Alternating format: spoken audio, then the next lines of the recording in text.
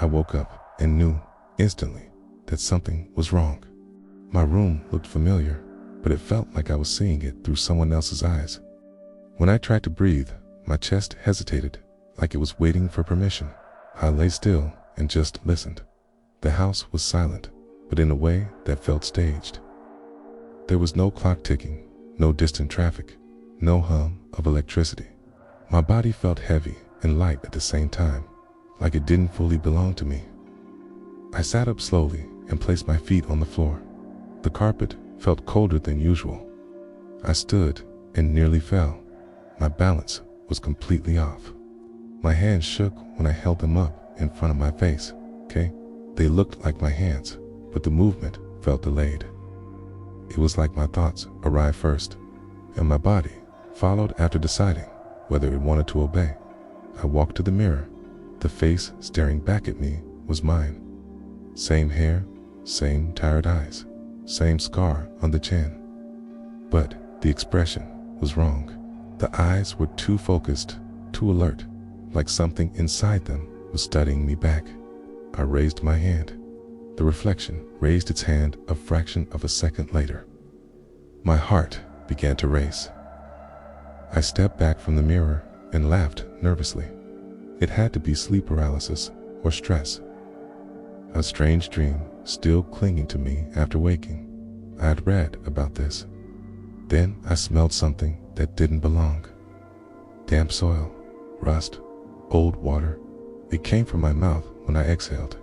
I rushed to the bathroom sink and splashed water on my face.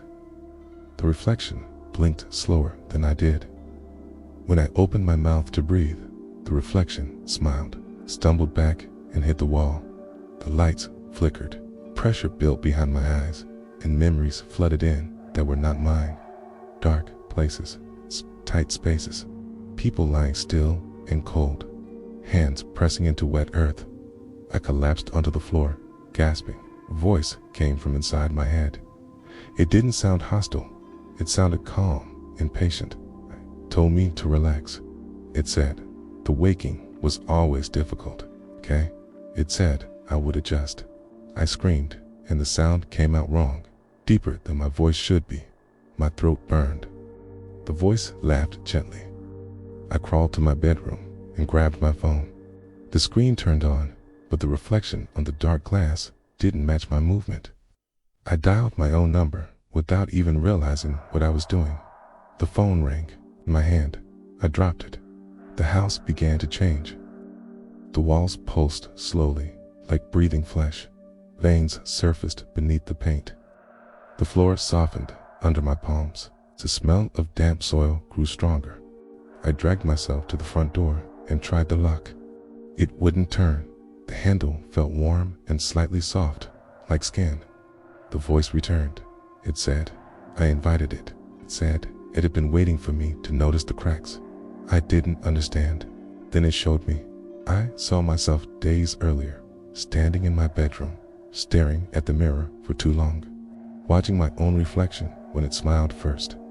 I remembered feeling uneasy, but ignoring it, going to sleep anyway. That was the invitation. The bedroom door creaked open. I heard footsteps approaching, slow and deliberate.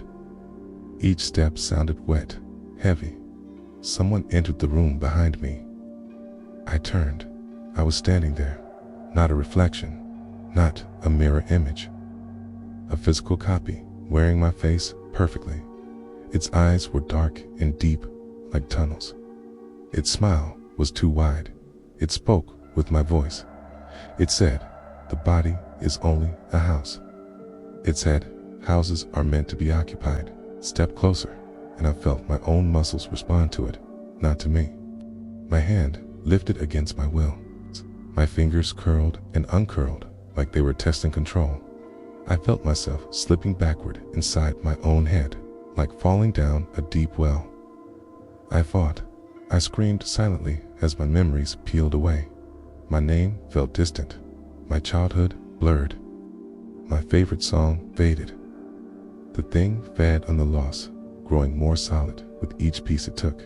The walls split open, its faces pushed through, screaming silently. Dozens of them. People who looked familiar in ways I couldn't place. All of them wore the same empty stare. They were the previous owners. The thing pressed its forehead to mine. It showed me the truth. It wasn't one entity. It was a passenger, a traveler. It moved through people who left doors open inside themselves. Doubt, obsession, self-hatred, long stares into mirrors. When it finished with one body, it waited patiently for the next. I felt myself shrinking. The world dimmed. Then something changed. The house groaned violently, a deep sound like something breaking far below. The faces in the walls screamed louder. The thing hesitated. I felt a surge of pain, then clarity. The smell vanished. The walls stiffened. The thing staggered back, holding its head. It screamed. Sound tore out of it that shattered the mirror and cracked the ceiling. Dark fluid poured from its eyes and mouth. The floor hardened beneath me. I ran. I slammed my body into the thing and we both fell. Pain exploded through my head. I felt myself slam back into place, like a lock clicking shut. The thing dissolved into shadow and sank into the floor, screaming until it vanished. I lay there, shaking, until morning light filled the room. Everything looked normal again. I stood slowly and checked the mirror. The reflection matched perfectly. I laughed and cried at the same time. I told myself it was over. Weeks passed. Life returned to routine. Sleep felt safe again. Mirrors no longer scared me, till this morning. I woke up and knew, instantly, that something was wrong. My room felt staged. My body hesitated before breathing. I stood and walked to the mirror. The face was mine. The smile came first. If you enjoyed this story, please be sure to like the video and subscribe for more. Thanks for watching.